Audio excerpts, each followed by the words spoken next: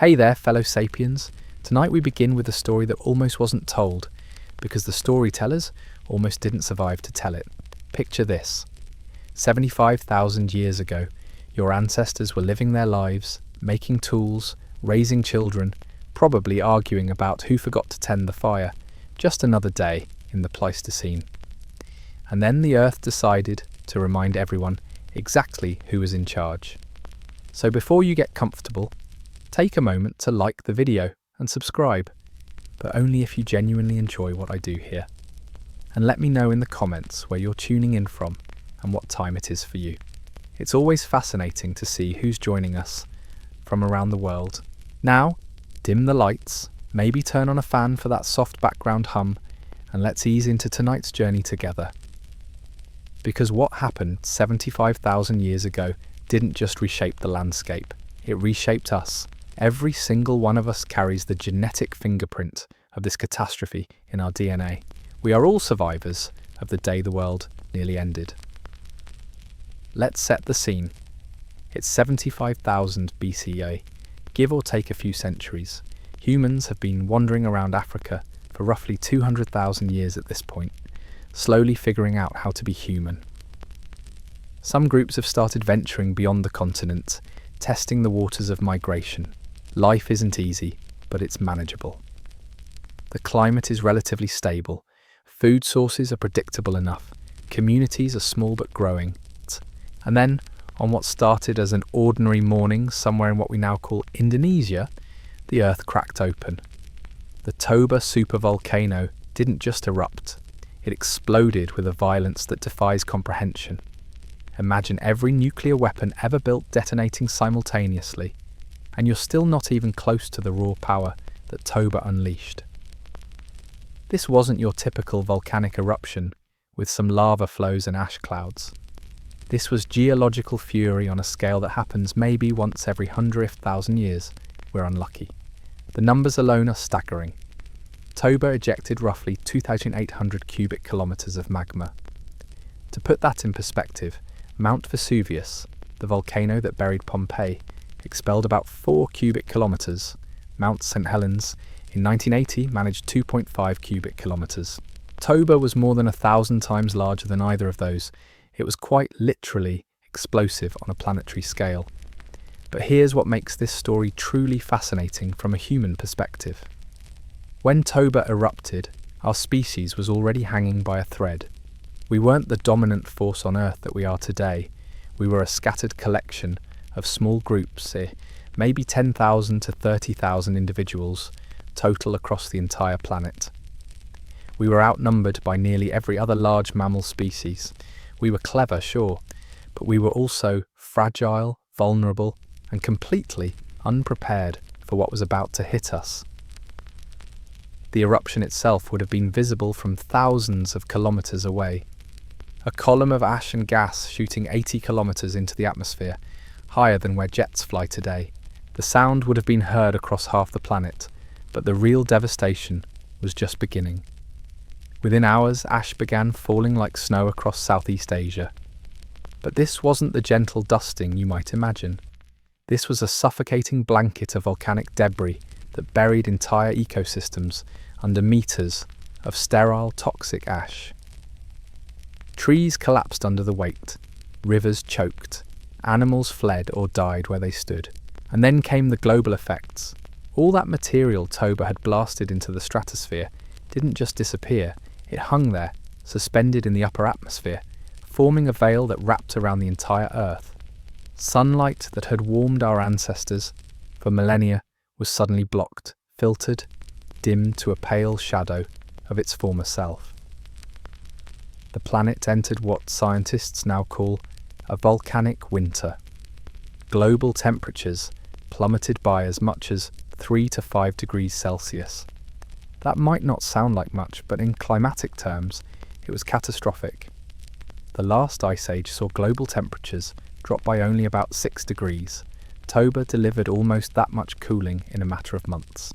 But here's where the story gets really interesting, and where we start to see why this event was so crucial to human evolution. Because while Toba was busy trying to freeze the planet, our ancestors were faced with a choice that would echo through every generation that followed. They could give up, retreat, and hope to outlast the catastrophe in whatever refuges they could find. Or they could adapt, innovate, and find ways to not just survive, but thrive in this new, hostile world. The archaeological record from this period is frustratingly sparse, but what we do have tells a remarkable story. In Africa, where most humans were still living, we see evidence of dramatic changes in tool technology right around the time of Toba. Suddenly, stone tools become more sophisticated, more specialized. Hunting strategies evolve, social structures appear to become more complex. It's as if the crisis forced our ancestors to become more human, more quickly. When your old strategies for survival no longer work, when the environment has fundamentally changed overnight, you either innovate or you perish. Our ancestors chose innovation, but let's zoom out for a moment and consider what this volcanic winter actually looked like on the ground. Imagine you're living in a small band of hunter-gatherers somewhere in East Africa. You've never seen snow, but suddenly the skies are grey day after day. The sun, when you can see it at all, is a pale disk that provides little warmth. Plants that your people have relied on for generations begin to wither and die. Animals migrate away or simply disappear. Water sources that were reliable for centuries begin to fail as precipitation patterns shift. The seasonal rains that governed your entire way of life become erratic, unreliable. Game becomes scarce, then scarcer. Children cry from hunger. Elders speak of times when the world was different, warmer, more abundant, but those seem like myths now. This is the world that Toba created, a world where every day was a struggle not just for comfort, but for basic survival, where small mistakes could doom an entire group, where innovation wasn't a luxury, it was the difference between life and death. And yet somehow, some groups of humans didn't just survive this ordeal, they emerged from it stronger, more adaptable, more capable than they had been before. The question is, how? The answer lies in understanding what scientists call the population bottleneck effect. When environmental pressures become extreme, populations crash. The vast majority of individuals die, leaving behind only those with the traits, the luck, or the circumstances necessary for survival. It's brutal, but it's also one of evolution's most powerful tools for rapid change. Before Toba, human populations across Africa and beyond were probably quite diverse genetically. Different groups had adapted to different environments, developed different strategies, carried different genetic variations. But the volcanic winter changed all of that. Only certain populations, in certain locations, with certain capabilities managed to survive. Those survivors became the ancestors of every human alive today. We all carry their genetic legacy, their innovations, their solutions to the crisis that Toba presented. In a very real sense, we are who we are because of how our ancestors responded to this ancient catastrophe. But survival wasn't just about genetics. It was about culture, technology, and social cooperation. The groups that made it through the Toba winter were likely the ones that had already begun to develop more sophisticated tools, more complex social structures, better communication systems. The crisis didn't create these innovations out of nothing, but it certainly accelerated their development and spread. Consider, for example, the development of more advanced hunting technologies. Before Toba, humans were already skilled hunters, but they were limited by their tools and techniques. The volcanic winter would have made large game even scarcer, forcing hunters to become more efficient, more strategic, more innovative. We see evidence of this in the archaeological record. Projectile points become more sophisticated. Hunting strategies appear to become more coordinated, suggesting better communication and planning within groups. There's even evidence that some groups began to develop early forms of food storage and preservation, crucial skills for surviving extended periods of scarcity. But perhaps most importantly, the Toba crisis appears to have accelerated the development of what anthropologists call behavioural modernity. This includes things like symbolic thought, complex language, artistic expression, and abstract reasoning. These aren't just nice-to-have cultural luxuries. In a crisis situation, they become survival tools. Symbolic thinking, for example, allows groups to communicate complex ideas about hunting strategies, environmental conditions, or social relationships. Art and ritual help bind communities together during times of stress. Abstract reasoning enables better planning and problem solving. All of these capabilities would have provided crucial advantages during the Toba winter. The genetic evidence supports this cultural story. When scientists look at the DNA of modern humans, they find signs of what's called a severe population bottleneck occurring right around the time of the Toba eruption. The diversity we see in human genetics today appears to stem from a much smaller founding population than we might otherwise expect. Some estimates suggest that the global human population may have crashed to as few as 3,000 to 10,000 individuals during the worst of the volcanic winter.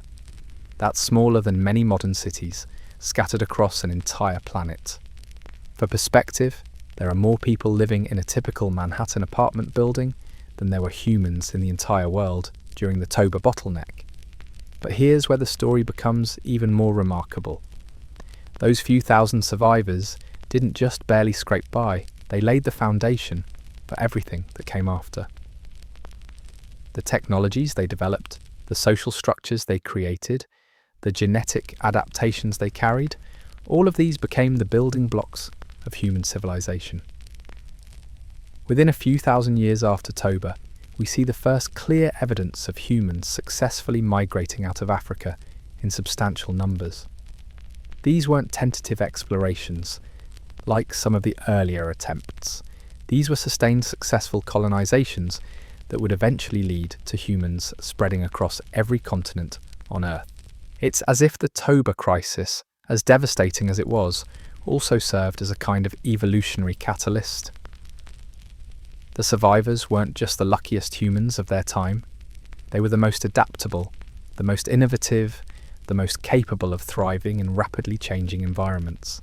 And those traits, once selected for by the extreme pressures of the volcanic winter, became permanent features of our species. This sets up one of the most intriguing questions in human evolution. Did Toba nearly destroy us, or did it make us who we are today? The answer, as we'll explore, might be both. The survivors of Toba weren't just scattered randomly across the landscape. They were clustered in very specific places, what scientists now call refugia. These were ecological safe havens, where the worst effects of the volcanic winter were somewhat buffered. River valleys with reliable water sources, coastal areas where marine resources could supplement terrestrial food, caves and rock shelters that provided protection from the ash-laden winds. But here's what makes these refugia so fascinating from an evolutionary perspective. They weren't just places where humans waited out the storm. They became pressure cookers of innovation, forced laboratories where small groups of survivors had to completely reimagine how to be human. Think about it. You're trapped in a small area with a limited group of people for potentially decades. Resources are scarce. The old ways of doing things don't work anymore. Every day brings new challenges that your ancestors never faced. In this situation, you have two choices. You can cling to traditions that no longer serve you, or you can experiment, adapt, and invent new solutions. The archaeological evidence suggests our ancestors chose innovation, and not just individual innovation, but collective innovation. This is where we start to see the emergence of what anthropologists call cumulative culture, the ability for groups to build on each other's discoveries and pass increasingly sophisticated knowledge from one generation to the next. Before Toba, human knowledge was probably fairly stable. You learned the same hunting techniques your parents learned, used the same tools, followed the same seasonal patterns. Innovation happened, but slowly, incrementally. The volcanic winter changed all of that. Suddenly, rapid innovation wasn't just helpful, it was essential for survival. We can see this in the stone tool record. The The period immediately following Toba shows an explosion of technological diversity. New types of projectile points, more sophisticated hafting techniques, specialized tools for processing different types of food, multi-component tools that required planning and foresight to create. But perhaps more importantly, we see evidence of knowledge sharing between groups. Tool technologies that appear in one refugia start showing up in others, sometimes thousands of kilometers away. This suggests that the survivors weren't just isolated pockets of humanity barely hanging on.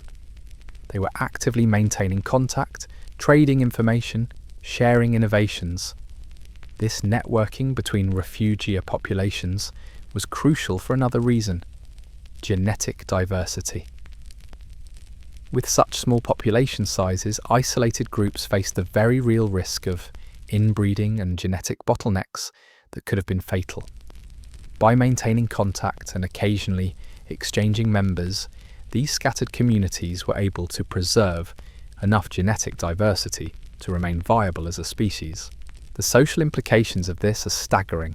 We're talking about Stone Age humans developing sophisticated long-distance communication networks, trade relationships, and cultural exchange systems, all while dealing with one of the most severe environmental crises in human history. But let's get specific about what daily life might have looked like during this period. Imagine you're part of a group of maybe 50 to 100 individuals sheltering in a river valley somewhere in East Africa. The sky has been grey for months now.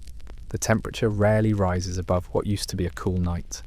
Your breath fogs in the air, even during what should be the warmest part of the day. Food is the constant concern.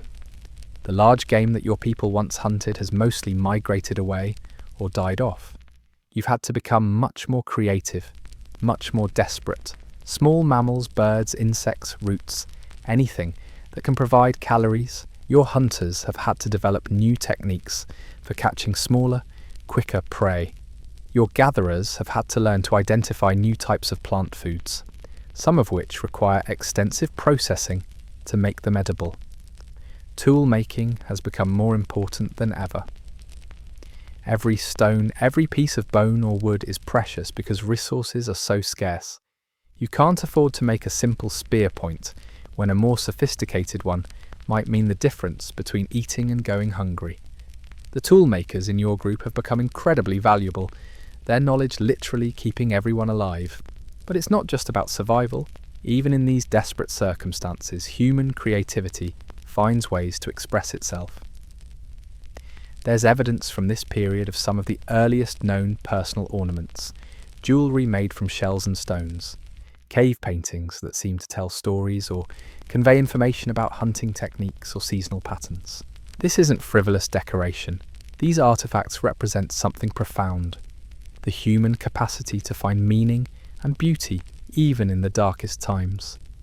They're evidence of minds that weren't just focused on immediate survival, but were thinking symbolically, creating shared cultural meanings, building the social bonds that held these small communities together.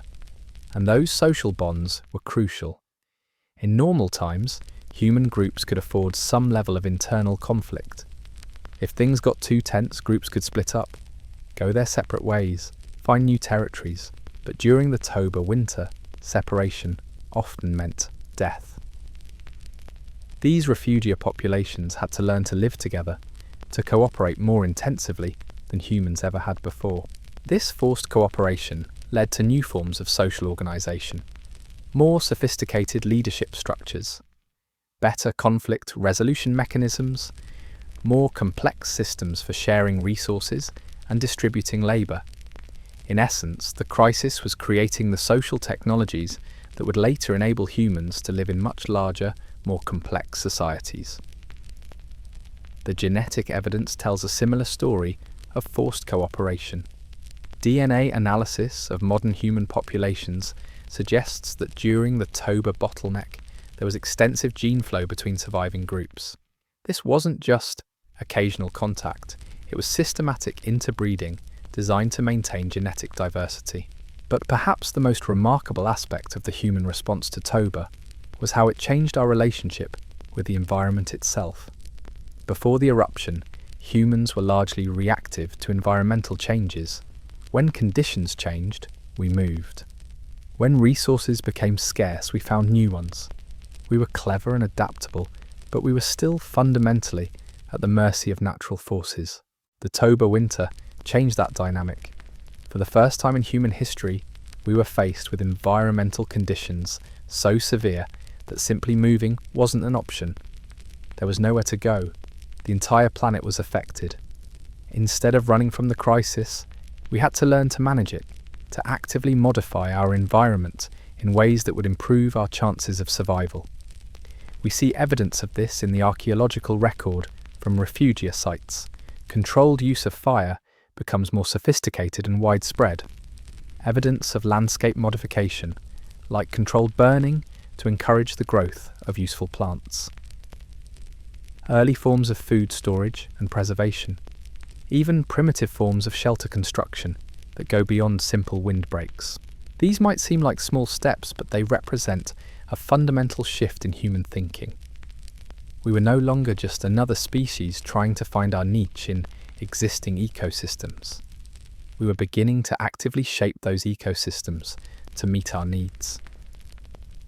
This technological and social revolution wasn't happening in isolation. It was occurring simultaneously across multiple refugia populations, each developing their own solutions to similar problems. And because these groups maintained contact with each other, innovations could spread quickly from one population to another. The result was an acceleration of human cultural evolution, unlike anything that had happened before in our species' history. In just a few thousand years, scattered bands of hunter-gatherers developed technological and social capabilities that would have taken tens of thousands of years to emerge under normal circumstances. But there's another side to this story that's equally important. While some human populations were innovating and adapting in their refugia, others simply didn't make it. The Toba winter was ruthlessly selective. Groups that couldn't adapt quickly enough, or that found themselves in less favourable locations, or that simply had a run of bad luck, vanished from the record entirely. We know this happened because when we look at modern human genetic diversity, we see clear evidence of population crashes and bottlenecks. Entire genetic lineages that were once widespread simply disappear from the record around the time of Toba. These represent human populations, entire cultures, and ways of life that were wiped out by the volcanic winter. This adds a somber note to the story of human innovation during this period. Yes, the survivors developed remarkable new capabilities, but they were survivors of a catastrophe that eliminated a significant portion of human genetic and cultural diversity. We are the descendants of the winners in a game where losing meant extinction. And yet those winners weren't just lucky. They were the populations that had already begun developing the traits that would prove crucial for surviving the crisis. Better tools, more complex social structures, more sophisticated communication systems. The Toba eruption didn't create these innovations, but it certainly selected for them with unprecedented force. This raises a fascinating question about the relationship between crisis and human development. Would we have developed these capabilities anyway, just more slowly, or was the extreme pressure of the Toba winter necessary to push human evolution? In this probably lies direction. The answer somewhere in between. Humans were already on a trajectory toward greater technological and social complexity before Toba erupted. But the volcanic winter compressed what might have been tens of thousands of years of gradual development into a few millennia of rapid, intense change. In doing so, it set the stage for everything that followed. The humans who emerged from the Toba bottleneck weren't the same species that had entered it. They were more innovative, more cooperative, more capable of rapid adaptation to changing circumstances. They were, in short, more recognisably modern, and that transformation was about to be tested on an even larger stage. Because as the volcanic winter finally began to lift and temperatures slowly returned to normal, these enhanced human populations were about to embark on the greatest journey in our species' history. They were about to leave Africa and colonize the world. But that's not where this story ends, because the effects of Toba didn't stop when the ash settled and the temperatures returned to normal. The genetic, technological, and social changes that occurred during the volcanic winter became permanent features of human evolution, shaping not just how we survived that ancient crisis, but how we would respond to every challenge that followed. The genetic signatures left by Toba tell a story that's written into every cell of our bodies.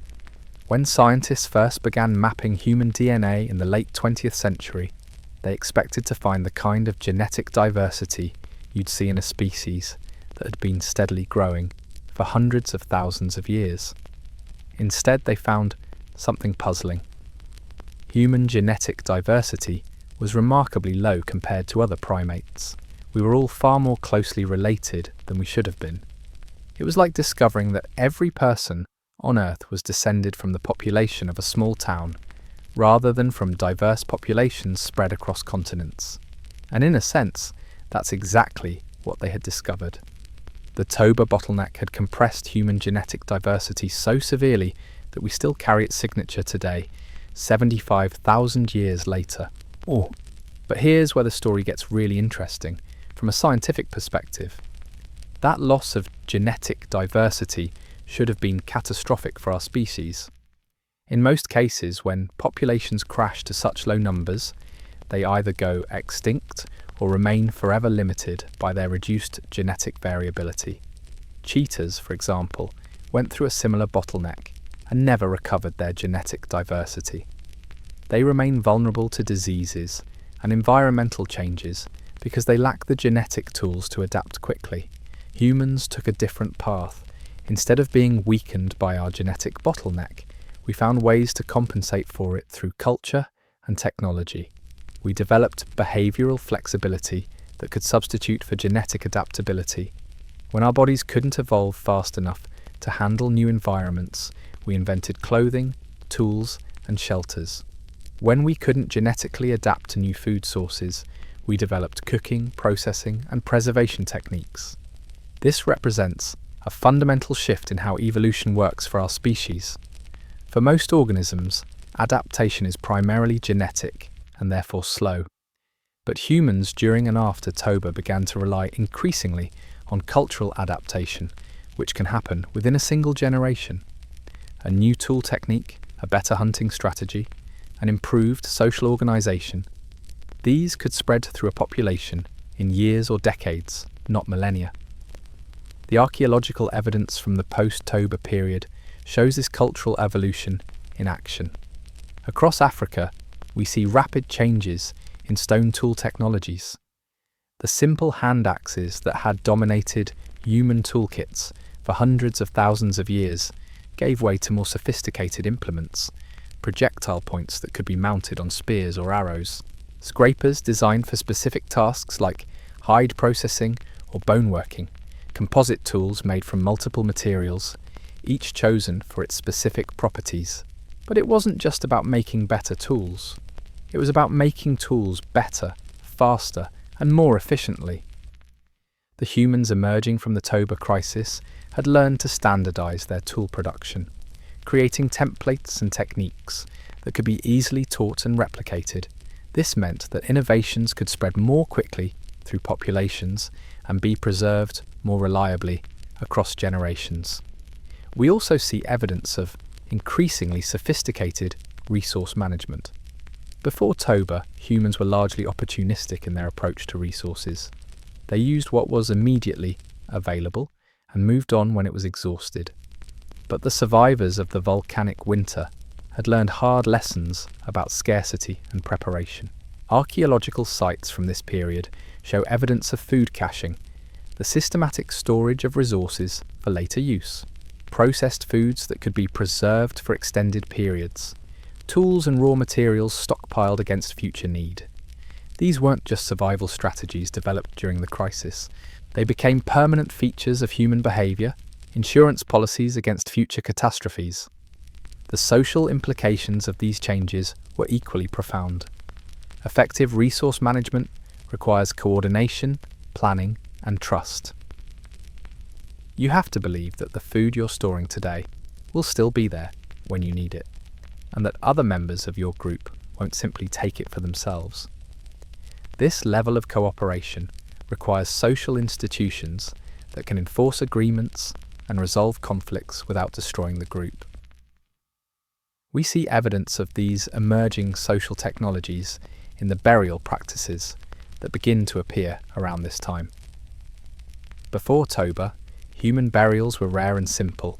Bodies were often simply left where they died or buried with minimal ceremony. But in the post-Toba period, we begin to see more elaborate burial practices, with bodies interred in specific positions and accompanied by grave goods. These weren't just rituals for their own sake. They represent the development of complex belief systems about death, identity, and group membership. More importantly, they indicate that these societies had developed ways of maintaining social cohesion and shared values across generations. The dead weren't just gone. They remained part of the community's memory and identity. This continuity of cultural memory was crucial for the survival strategies these populations had developed. The knowledge of how to survive environmental catastrophes, how to manage scarce resources, how to maintain social cooperation under stress. All of this had to be preserved and transmitted to future generations who might face similar challenges. The development of symbolic thinking and communication was central to this process. Humans had always been capable of basic symbolic thought, but the Toba crisis appears to have accelerated the development of more sophisticated symbolic systems. Cave paintings, carved objects, personal ornaments, these all become more common in the archaeological record from this period. But these aren't just early art for art's sake. They're information storage and transmission systems. A cave painting might record the location of water sources or the migration patterns of game animals. Personal ornaments might indicate group membership or individual status within complex social hierarchies. Carved objects might serve as memory aids for oral traditions that preserved crucial survival knowledge. The implications of this symbolic revolution extend far beyond simple communication. Symbolic thinking allows for abstract reasoning, planning for future scenarios, and the creation of shared cultural meanings that can bind large groups together. These capabilities would prove essential as human populations began to expand out of their refugia and encounter new environments and challenges. As the volcanic winter gradually lifted and global temperatures began to return to normal, the survivors found themselves in a dramatically changed world. Ecosystems that had been stable for millennia had been disrupted. Species distributions had shifted. Entire landscapes had been altered by the ashfall and the subsequent recovery period. But instead of being overwhelmed by these changes, the post-Toba humans were uniquely equipped to exploit them. Their enhanced technological capabilities allowed them to quickly develop new tools and techniques for unfamiliar environments. Their sophisticated social structures enabled them to coordinate exploration and colonization efforts on unprecedented scales. Their symbolic thinking systems allowed them to navigate and map new territories, preserving geographical knowledge for future use. Most importantly, their cultural adaptation mechanisms meant they could respond to new challenges much more quickly than any previous human populations. When they encountered new climates, they could develop appropriate clothing and shelter within generations, rather than waiting for genetic adaptations that might take thousands of years. When they found new food sources, they could develop processing techniques that made previously inedible resources nutritious and safe. This enhanced adaptability set the stage for one of the most remarkable chapters in human history, the Great Expansion out of Africa. Previous human migrations had been limited in scope and often unsuccessful in the long term. But the humans emerging from the Toba bottleneck were different. They had been forged by catastrophe into something more flexible, more innovative, more capable of thriving in diverse environments. The timing wasn't coincidental. As global climate stabilized in the wake of the volcanic winter, sea levels began to shift, opening new migration routes. The same geological processes that had nearly destroyed humanity now created opportunities for expansion. Land bridges emerged between previously separated continents. Coastal routes that had been impassable became navigable. And the humans of this period were ready to take advantage of these opportunities in ways their predecessors never could have been. They had the technological tools to survive in new environments. They had the social structures to maintain large, coordinated migration efforts. They had the symbolic systems to navigate unfamiliar territories and maintain cultural continuity across vast distances. But perhaps most importantly, they had been psychologically prepared for change by their recent experience with catastrophe. Where earlier human populations might have been cautious about leaving familiar territories, the post-Toba humans had learned that staying in one place was no guarantee of safety. They had seen their entire world transformed overnight. Moving to new environments couldn't be more dangerous than what they had already survived. The first successful migrations out of Africa began around 60,000 to 70,000 years ago, well within the time frame for recovery from the Toba eruption. These weren't tentative explorations like some of the earlier attempts. These were systematic colonizations involving substantial populations with the resources and knowledge necessary for long-term success. Within a remarkably short period, geologically speaking, humans had spread across Asia, reached Australia, and begun the process that would eventually lead to the colonization of every habitable continent on Earth. This rapid expansion was unprecedented in the history of life on our planet. No other large mammal had ever spread so quickly across such diverse environments. The success of these migrations wasn't just due to human ingenuity, though that was certainly part of it. It was also due to the specific types of innovations that had been selected for during the Toba crisis. The ability to quickly adapt to new environments, to coordinate complex social activities, to preserve and transmit crucial knowledge across generations. All of these capabilities proved essential for successful colonization. But there's another aspect of the post-Toba expansion that's equally important. The way these migrating populations maintained connections with each other and with their African origins. This wasn't a simple dispersal where groups scattered and lost contact. Archaeological and genetic evidence suggests that human populations maintained trade networks, cultural exchanges, and genetic contact across vast distances. This networking capability was another legacy of the Toba experience. The refugia populations had learned the importance of maintaining connections during times of crisis. They had developed the social technologies necessary to coordinate activities across multiple groups and geographical regions. These capabilities scaled up remarkably well when applied to continental and intercontinental migration patterns. The result was a human expansion that maintained cultural and genetic coherence even as it spread across the globe. Instead of fragmenting into isolated populations that might evolve in different directions, migrating humans remained part of a larger, interconnected network. This network effect accelerated the pace of innovation and adaptation, as successful techniques could spread rapidly from one population to another. We can see this process in action in the archaeological record. Tool technologies that appear in one region during this period often show up in distant areas within a few thousand years. Art styles, burial practices, and other cultural innovations follow similar patterns of rapid diffusion. The post-Toba humans weren't just migrating, they were building a global communication and exchange system. This network effect had profound implications for human evolution going forward. Instead of being limited by the carrying capacity of any single environment, humans could now draw on resources and innovations from across multiple continents. A drought in one region could be offset by abundance in another. A technological innovation in Asia could benefit populations in Africa or Europe. But perhaps most importantly, this global network provided insurance against future catastrophes. The Toba experience had taught humans the dangers of putting all their evolutionary eggs in one basket.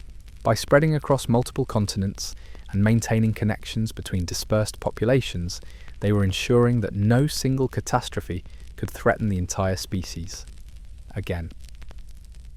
This risk management strategy has served our species well. In the 75,000 years since Toba, Earth has experienced numerous volcanic eruptions, climate changes, and other environmental catastrophes.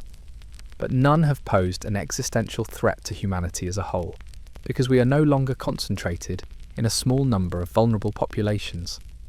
The irony is remarkable. The catastrophe that nearly destroyed our species also provided us with the tools and strategies necessary to ensure our long-term survival. The innovations forced by the Toba crisis became the foundation for human civilization. The social structures developed in refugia became the basis for larger societies. The technological capabilities honed during the volcanic winter became the starting point for all subsequent human technology. Even our capacity for global cooperation, which has enabled us to address challenges like climate change, pandemics, and resource scarcity, can be traced back to the networking strategies developed by refugia populations during the Toba bottleneck. We are still using survival strategies that were developed 75,000 years ago by small groups of humans huddled around fires in a world gone cold and grey. But the story of Toba's impact on human evolution doesn't end with our expansion out of Africa. The genetic and cultural changes triggered by the volcanic winter continue to shape our species in ways that are still unfolding today. We are not just survivors of that ancient catastrophe, we are products of it, shaped by it, defined by it, in ways we are only beginning to understand. The genetic legacy of Toba runs deeper than just population bottlenecks and migration patterns. It literally rewired how our brains develop and function. When scientists began studying the specific genetic changes that occurred during this period, they discovered something remarkable. Many of the mutations that became fixed in human populations during the Toba bottleneck weren't related to physical survival at all. They were neurological.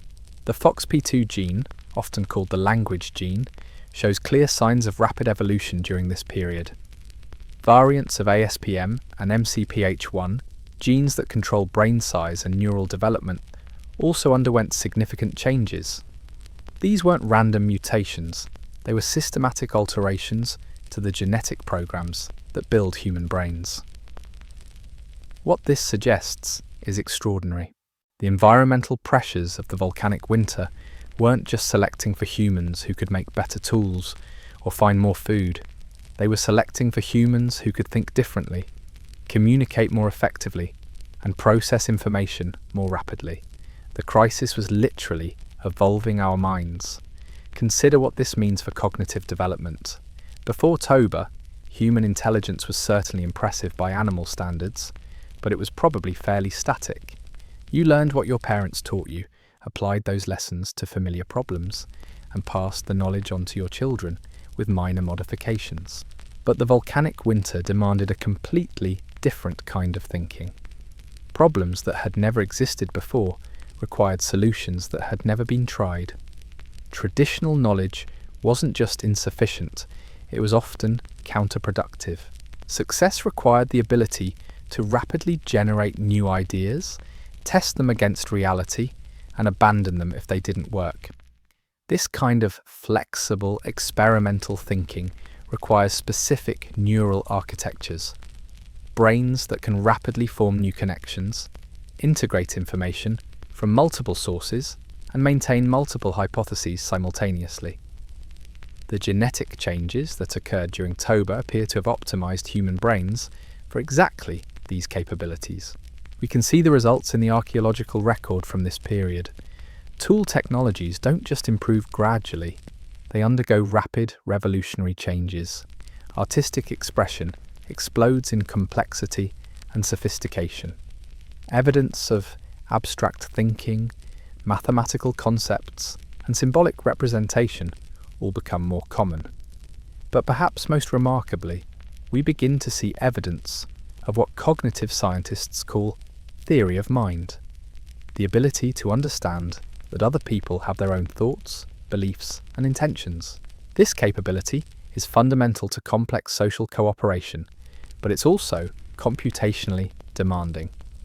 It requires brains that can maintain detailed models of multiple other minds simultaneously.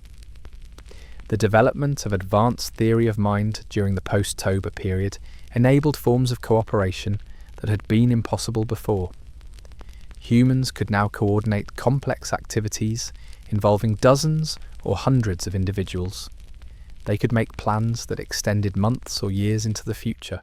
They could create and maintain social institutions that persisted across generations. This cognitive revolution had cascading effects on every aspect of human behaviour. Language became more sophisticated, not just in vocabulary, but in grammatical structure. The ability to express complex abstract ideas with precision enabled more effective knowledge transmission. Technical innovations could be described accurately enough for others to replicate them. Social rules and cultural values could be articulated and debated. The archaeological evidence suggests that this linguistic sophistication developed remarkably quickly. Before Toba, human communication was probably fairly basic, focused on immediate, concrete concerns. But in the aftermath of the volcanic winter, we see evidence of much more complex information systems. Cave paintings that appear to record seasonal patterns, migration routes, and resource locations. Carved objects that may represent early forms of symbolic notation.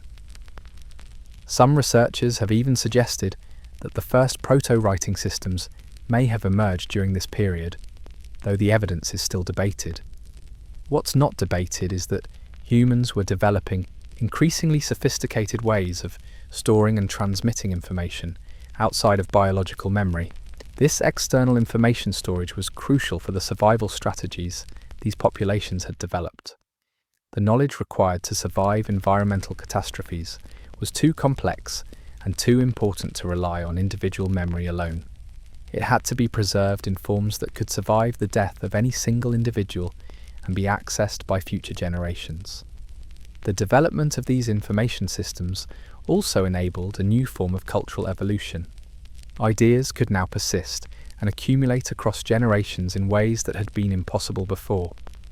A technological innovation developed by one individual could be preserved, refined by others, and passed on to descendants who could build on it further. This cumulative cultural evolution began to accelerate human technological development in unprecedented ways. Where biological evolution required thousands of generations to produce significant changes, cultural evolution could transform entire societies within a few generations. The pace of human advancement shifted into a completely different gear. But the cognitive changes triggered by Toba weren't just about intelligence or communication. They also involved fundamental alterations to human emotional and social psychology. The extreme stress of the volcanic winter selected for individuals who could maintain psychological stability under prolonged adversity. More importantly, it selected for people who could maintain social cohesion even when traditional authority structures had broken down. This required new forms of emotional regulation and social sensitivity. Individuals had to be able to suppress their own immediate desires for the good of the group. They had to be capable of empathy and cooperation, even with people who weren't closely related to them. They had to develop the psychological tools necessary for complex negotiation, conflict resolution, and collective decision-making. The genetic basis for these psychological capabilities is still being researched, but we're beginning to identify specific alleles that became more common in human populations during this period. Variants of genes like KCOMT and DAT1, which affect dopamine processing in the brain, show clear signatures of recent selection. Changes in serotonin and oxytocin pathways also appear to have occurred during this time frame. These neurochemical modifications would have had profound effects on human social behavior. Enhanced dopamine regulation improves impulse control and long-term planning. Altered serotonin processing affects mood stability and stress resilience. Changes in oxytocin pathways influence social bonding and trust formation. Together, these modifications created brains that were optimized for complex social cooperation under stressful conditions. This wasn't just about surviving the immediate crisis. It was about building the psychological foundation for the large-scale societies that humans would eventually create. The social implications of these changes become apparent when we look at the size and complexity of post-Toba human groups. Before the volcanic winter, human societies were probably limited to small bands of closely related individuals.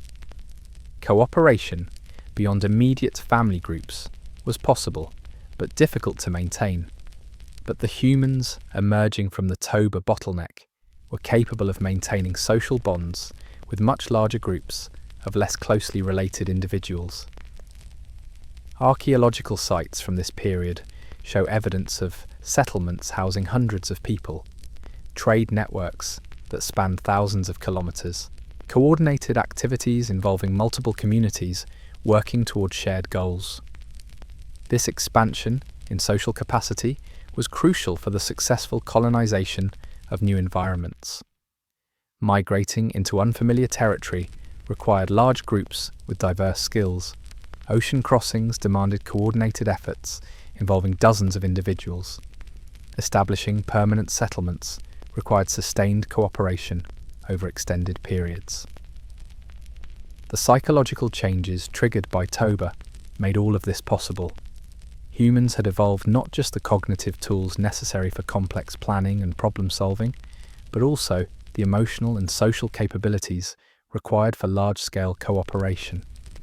They had become a truly social species in ways that their predecessors never were. But perhaps the most remarkable aspect of these psychological changes was their permanence. Unlike cultural innovations, which can be lost or abandoned, genetic modifications to brain structure and function became fixed features of human psychology. Every human born since Toba has inherited these enhanced cognitive and social capabilities. This means that we are all carrying neural hardware that was optimized for surviving environmental catastrophes and building cooperative societies under extreme stress. These aren't just historical curiosities, they're active features of modern human psychology that continue to influence how we think, feel, and behave. Consider, for example, our species' remarkable capacity for rapid cultural adaptation. When faced with new challenges, humans can develop and implement solutions within a single generation. We saw this during the COVID-19 pandemic, when entire societies reorganized themselves within months to address an unprecedented threat. This adaptability isn't just learned behavior, it's built into our neural architecture, a legacy of the selection pressures that operated during the Toba volcanic winter. Our brains are literally designed to rapidly generate and test new solutions when faced with environmental challenges. Similarly, our capacity for global cooperation, even with people we've never met and will never see, reflects the expanded social psychology that emerged during this period. The ability to maintain trust and reciprocity within networks of thousands or millions of individuals is a direct descendant of the survival strategies developed by refugee populations. Even our relationship with technology bears the imprint of this ancient catastrophe. The human tendency to develop tools not just for immediate use, but as insurance against future problems reflects the long-term thinking that was essential for surviving the volcanic winter. We are a species that plans for disasters we hope will never happen, because our ancestors learned the hard way that they usually do. But there's a darker side to this legacy as well. The same psychological mechanisms that enabled cooperation within groups also created the capacity for coordinated hostility toward outsiders. The in-group loyalty that was essential for survival in small refugee populations can translate into xenophobia and conflict in larger societies. The stress response systems that helped our ancestors survive environmental catastrophes can become maladaptive in modern environments, where threats are often psychological rather than physical. The hypervigilance that once meant the difference between life and death can manifest as anxiety disorders in contemporary settings. Understanding this evolutionary heritage doesn't excuse these tendencies, but it does help explain why they exist and why they can be so difficult to overcome. We are working with neural systems that were optimized for very different environments and challenges than those we face today. Yet the same heritage also provides reasons for optimism. The cognitive flexibility, social cooperation, and technological innovation that enabled our species to survive Toba are still active forces in human psychology. They continue to drive scientific discovery, artistic creation, and social progress. More importantly, they provide us with the tools necessary to address contemporary global challenges. Climate change, pandemics, resource scarcity, these are all problems that require the same kinds of rapid adaptation, large-scale cooperation, and innovative thinking that our ancestors used to survive the volcanic winter. The neural architecture that evolution built during that ancient crisis is still available to us. We still possess the cognitive tools that enabled small groups of humans to not just survive one of the most severe environmental catastrophes in Earth's history, but to emerge from it stronger and more capable than they had been before. The question is whether we will use those tools effectively. The challenges we face today are in many ways more complex than those our ancestors confronted. They require not just local cooperation, but global coordination. They demand not just technological innovation, but wisdom about how to use that technology responsibly. But if there's one lesson to be drawn from the story of Toba and human evolution, it's that our species has a remarkable capacity to rise to meet existential challenges. When faced with circumstances that threaten our survival, humans have repeatedly found ways to not just adapt, but to transform those challenges into opportunities for growth and advancement. The volcanic winter that nearly destroyed our species 75,000 years ago instead became the crucible that forged the cognitive and social capabilities that define modern humanity. We are not just survivors of that catastrophe. We are its products, its children, its living legacy, and that legacy continues to unfold. The story of how Toba reshaped human evolution is not just a tale from the distant past. It's an ongoing process, still shaping how we think, how we cooperate, and how we respond to the challenges that define our time. Every time humans work together to solve a complex problem, every time we adapt rapidly to changing circumstances, every time we choose cooperation over conflict in the face of adversity, we are drawing on neural and social technologies that were first developed by small groups of our ancestors huddled around fires in a world gone cold and grey. We are still, in a very real sense, the children of Toba, and perhaps understanding that heritage can help us face the challenges ahead with the same resilience, creativity, and determination that enabled our species to survive its darkest hour and emerge into the light of a new dawn. But the story doesn't end with migration patterns and genetic bottlenecks. Because while our ancestors were spreading across continents and building the foundations of civilization, something else was happening. Something that would prove just as important as any tool they made or territory they claimed. They were learning to dream forward. Consider this. Before Toba, human thinking was largely reactive. You responded to immediate threats, exploited available resources, adapted to whatever nature threw at you. But the survivors of the volcanic winter had been forced to develop a different kind of cognition entirely. They had to imagine scenarios that had never happened, plan for contingencies that might never arise, and create solutions for problems that didn't yet exist. This shift from reactive to predictive thinking represents one of the most profound cognitive leaps in human evolution. It's the difference between being clever animals who could respond to their environment and becoming the only species on Earth capable of systematically reshaping that environment based on imagined futures. The archaeological evidence for this cognitive revolution is subtle but unmistakable. Post-Toba sites show evidence of seasonal food storage on unprecedented scales. Not just enough to get through the next lean period, but surplus reserves that suggest planning for multiple future scenarios. Tool caches buried at strategic locations along migration routes.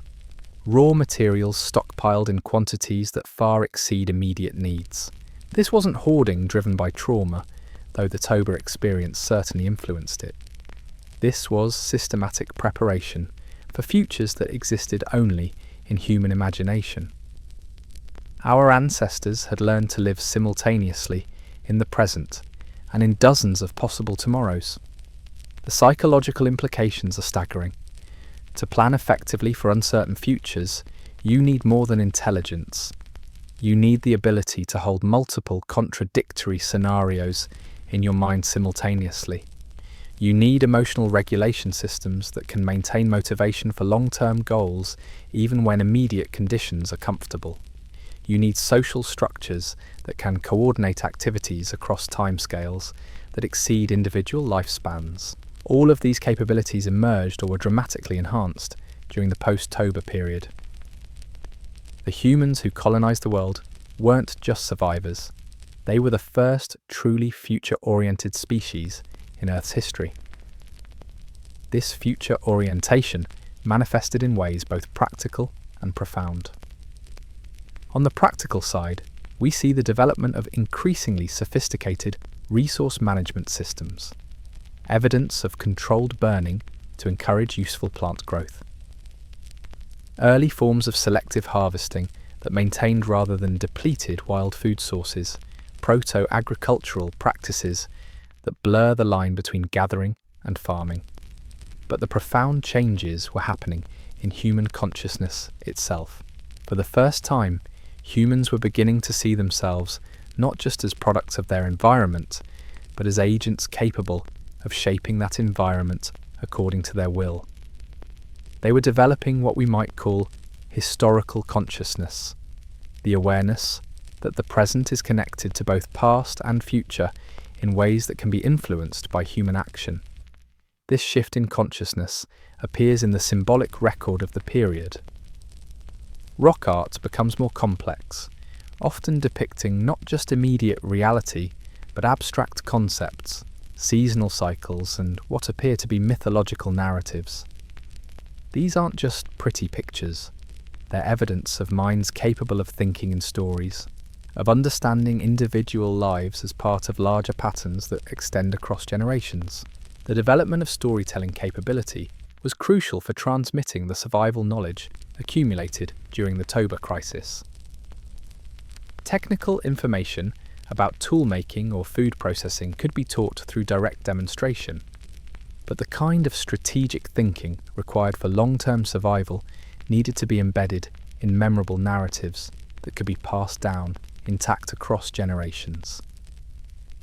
We can imagine the kinds of stories these early humans might have told around their fires, tales of the great darkness when the sky went grey and the world grew cold. Heroes who discovered new ways to make fire burn brighter or find food when none seemed to exist.